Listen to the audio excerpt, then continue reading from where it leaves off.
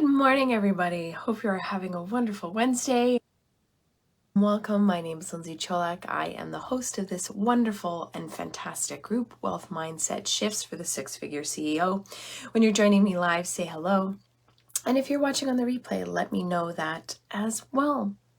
So what is the topic today that we are talking about? We're talking about being able to take action, how to take action, even though everything in your body is saying no. Alrighty. So when you join me and you're connected, please engage, comment, question, all these things. I'm here for you every Wednesday to be able to help you, guide you, and coach you through all these negative shenanigans that you're working through to become a more successful, high-performing version of yourself with a wealth mindset attached. This is a topic that's very near and dear to my heart because this is a topic that I struggle with consistently, and I am always working on up-leveling. And it changes and alters as I shift, and I want to be able to share some ways to be able to alter that perspective for you to be able to constantly take action even though it's very uncomfortable.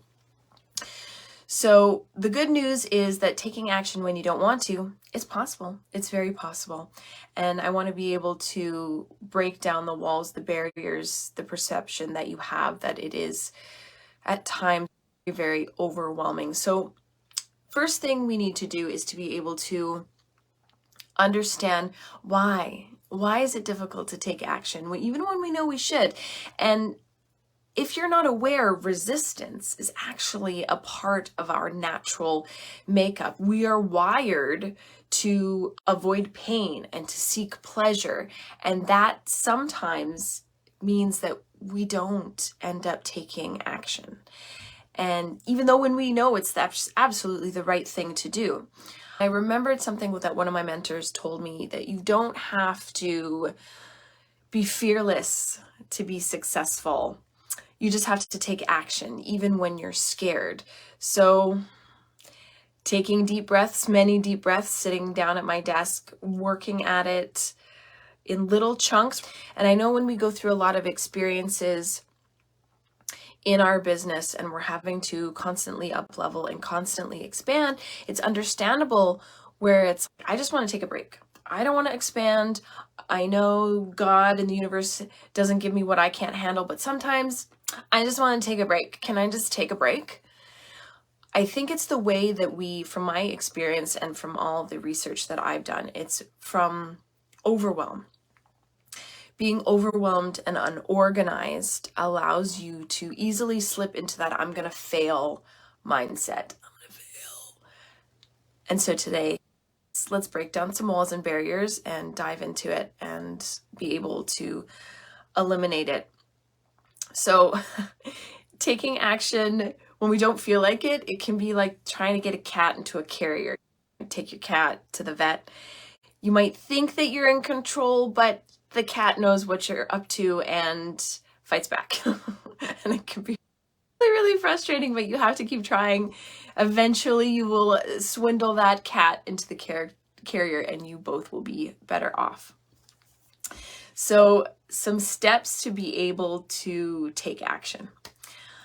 Chop it up like a chef. Chop it up like a chef. So when you're faced with a really daunting task and it feels like this giant elephant that you don't want to eat, you're not alone. Know that this is very common for others. I know that when you're overwhelmed, you feel like nobody understands me, nobody knows where I'm coming from, I feel really alone in this situation. You're not alone. You're not alone. This is very common. And even the best chefs, as I'm using in this metaphor and analogy, break down their ingredients into bite-sized pieces before they create their final product, before they cook up a storm.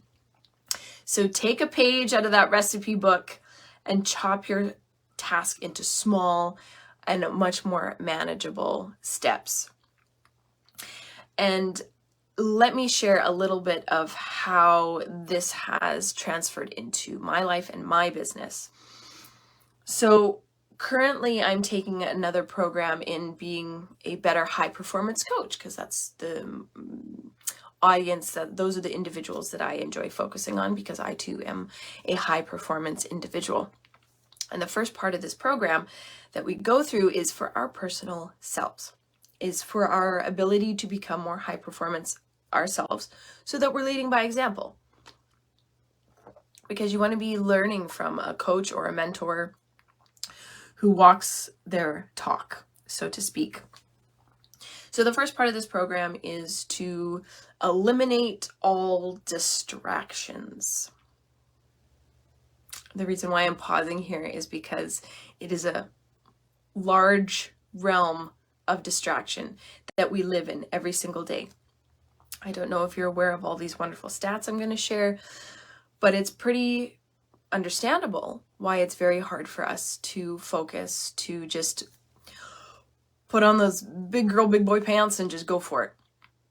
We're constantly distracted. We're constantly bombarded with advertisements and stories and world events that are right now absolutely devastating.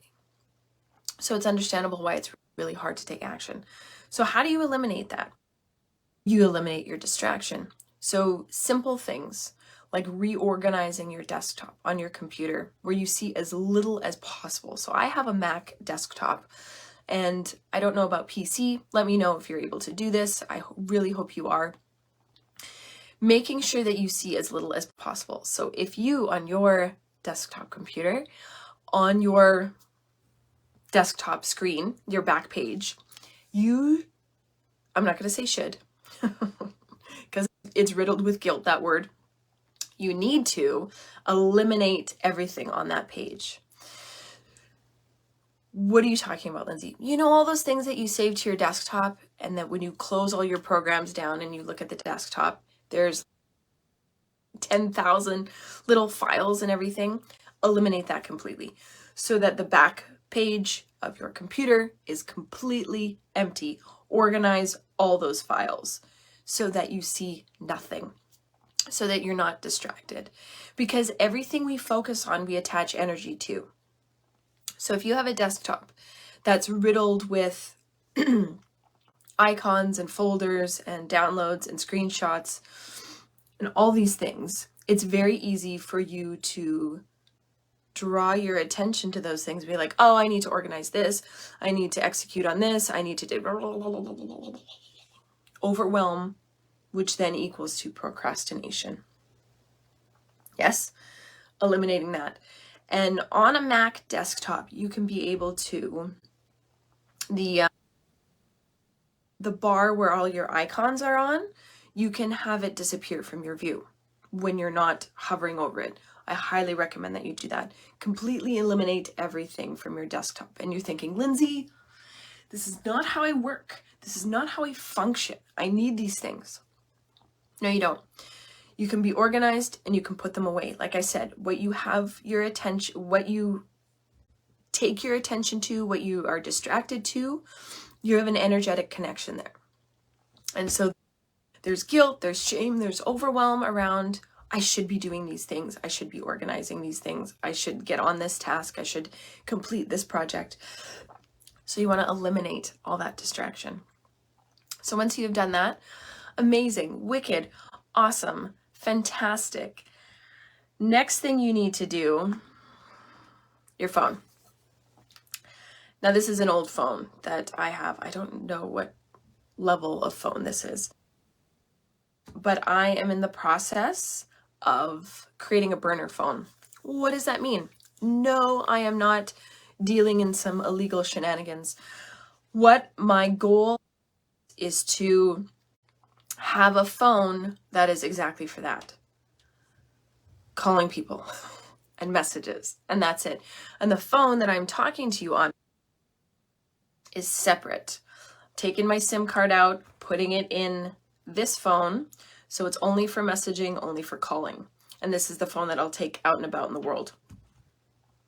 My other phone is my work phone. And when I'm not engaging in work, I leave it at home. So that's where I do my social media business and all those fun things on.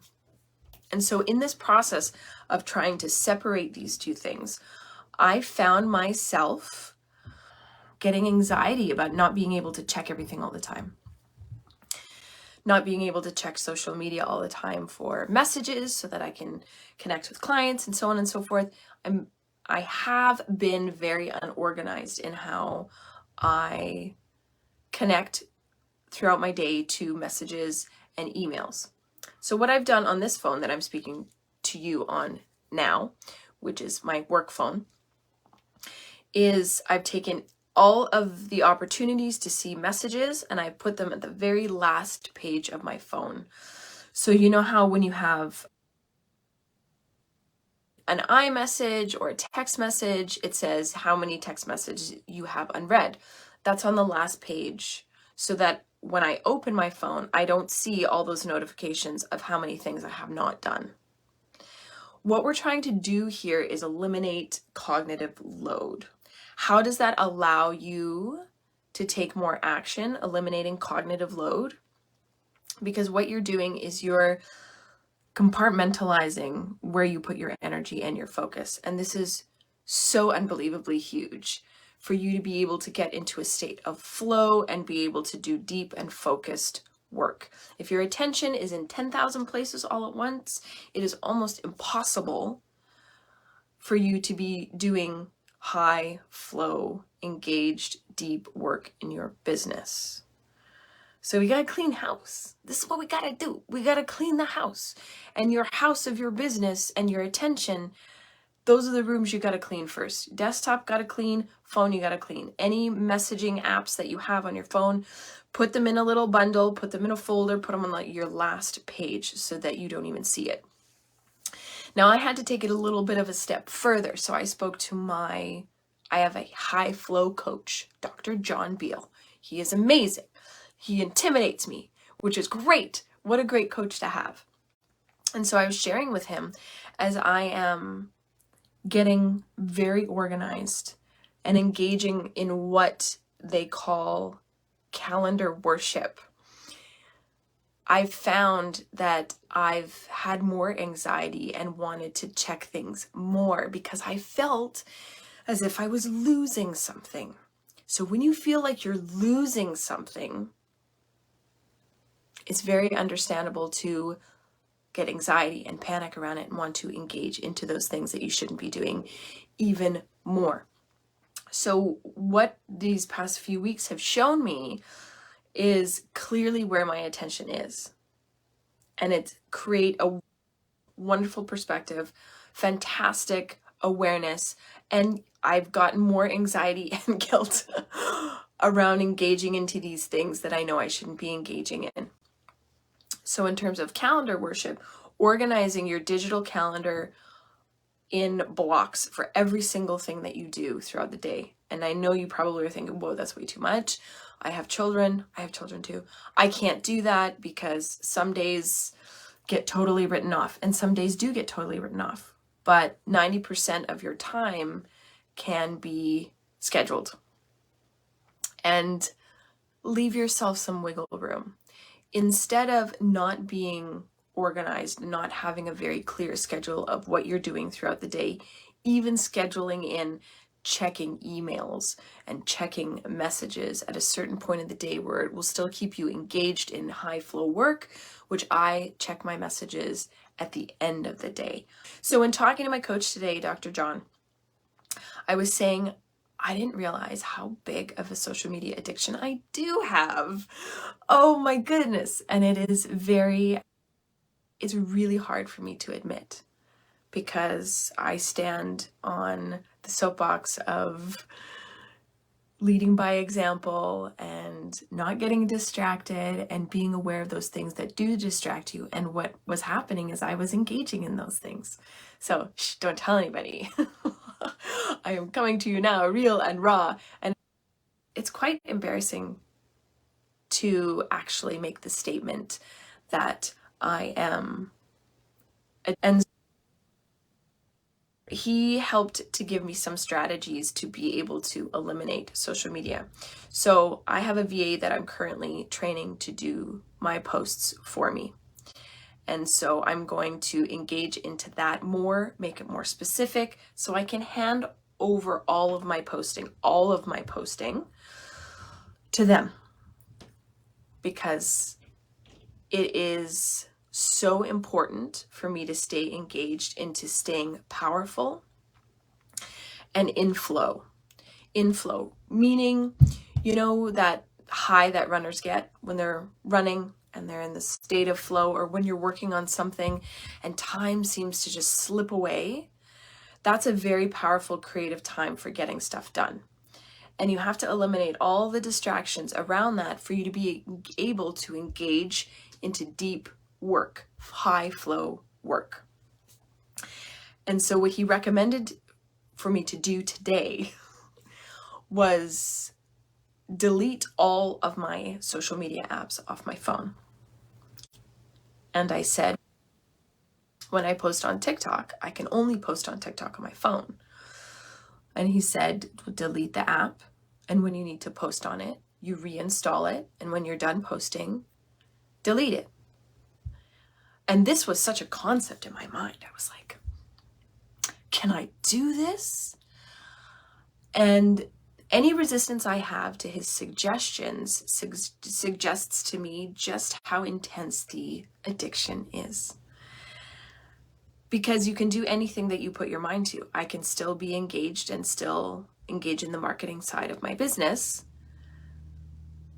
and delete certain apps like Instagram. You can only post on Instagram on your phone, unless you have social media posting apps like Hootsuite, and my website CRM can post for me. So trying to stay away from that, you guys, it's really embarrassing.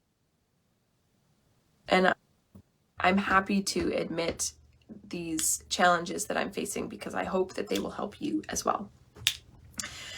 And he suggested a couple of books to me, The Good Life and The Top 5 Regrets of the Dying. And these are books that give you the opportunity to gain perspective on what's important, and being able to focus that attention on what's important, and having intention in the things that you do in your life. Let's keep going. So that's a long little rant, and I hope with all my heart that has helped you. The suggestion that pops in your head that's the most absurd, meaning deleting your social media apps when you have to actively market yourself on social media. Suggest that for yourself and engage in it and try it out. Give it an honest try, because what happens is you get your brain back. You get power back when you eliminate those distractions. You're not giving power away, you're keeping your power for yourself. I mentioned earlier to take your tasks and chop it up like a chef, being able to break it down in smaller tasks. So beneficial for eliminating that overwhelm. Oh, I've got this big, huge project I need to do. I'm doing this big, huge launch I need to do. I need to do all these things. So many steps involved. Break it down. I order these large sheets of paper large pads of paper from Amazon. They're very huge. And this is how I like to write things out and see a bigger picture. So I create somewhat of a mind map. There's a great book by Tony Buzan called The Ultimate Guide to Mind Maps. And so if you're a visual person, I am, it really helps you to be able to create steps to get things accomplished. Next thing that you can do is just do the chicken dance, okay? Once you've got your task broken down into more manageable steps, it's time to tackle that first step. But if you're feeling anxious, you're feeling overwhelmed, can be totally hard, difficult to get started. So it's time to break out in the chicken dance.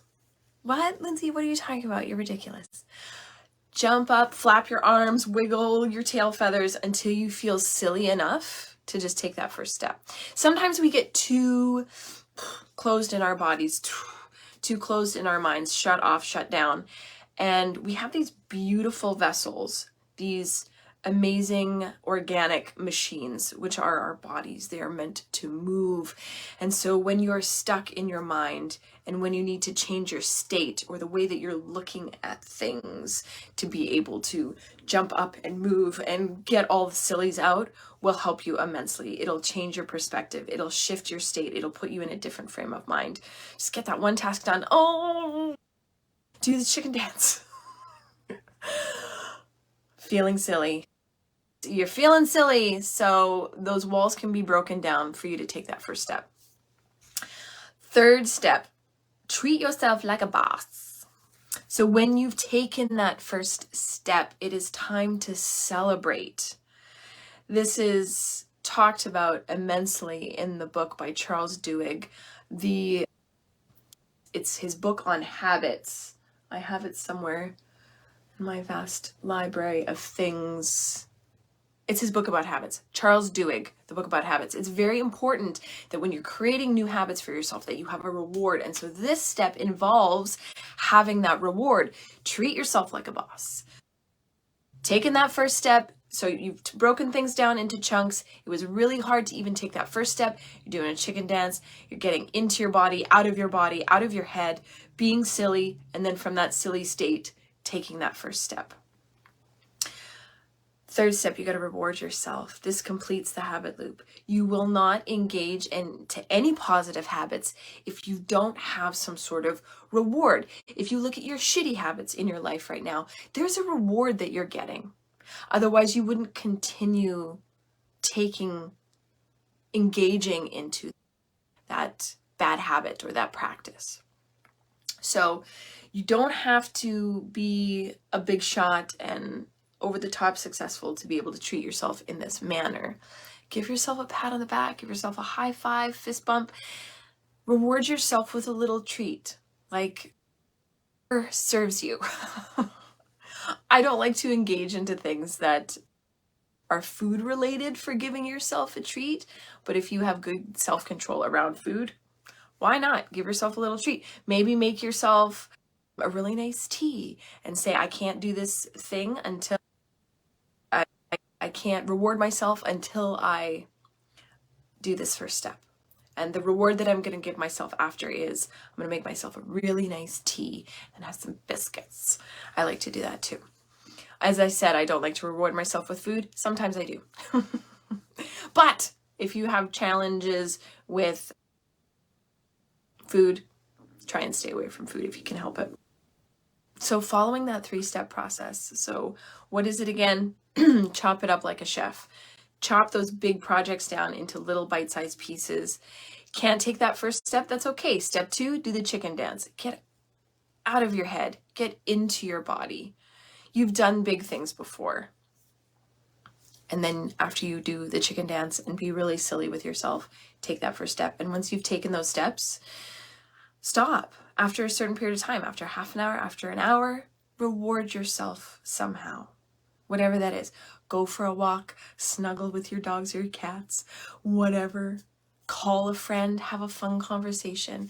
Give yourself some sort of reward. And so following that 3-step process, you'll be able to take more action even though you feel it's really hard to, and even though your body is saying no. So chop it up like a chef, do the chicken dance, and treat yourself like a boss. Because you'll be able to step into way more productivity. And like I mentioned earlier, talking about eliminating those distractions. So if you heard if you are just tuning in now, or you're watching on the replay, the little rant that I went off of on how I am being open and honest, that I do have a social media addiction and I have to reel it in, I will let you know my progress. So eliminating that addiction requires stepping into large quantities of self-control and self-awareness and admitting things that you don't want to admit. And I'm happy to step into that and do all the steps required to eliminate it, because My purpose and my mission and my why is so much more important than that.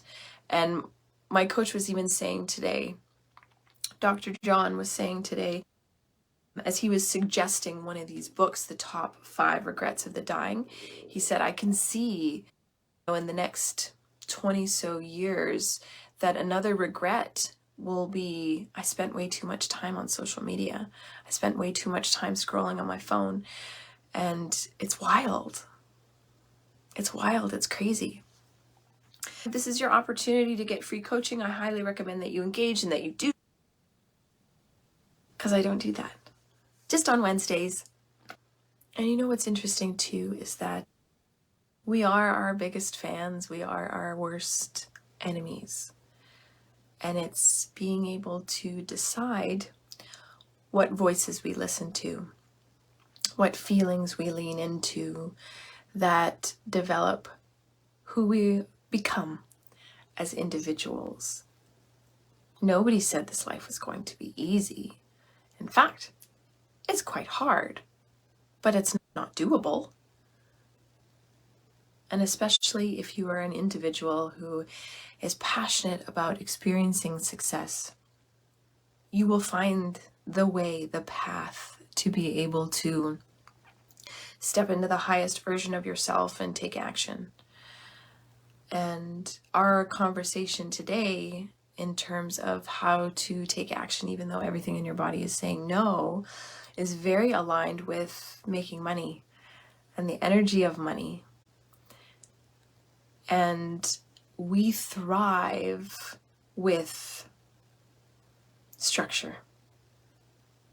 We do, even though we don't like to admit it, or we like to give excuses as to why, or other points. Just think about being a child, not having any rules. What happens? You're not meant to fend for things on your own. You're not meant to make your own choices. You're meant to be guided as a child, right?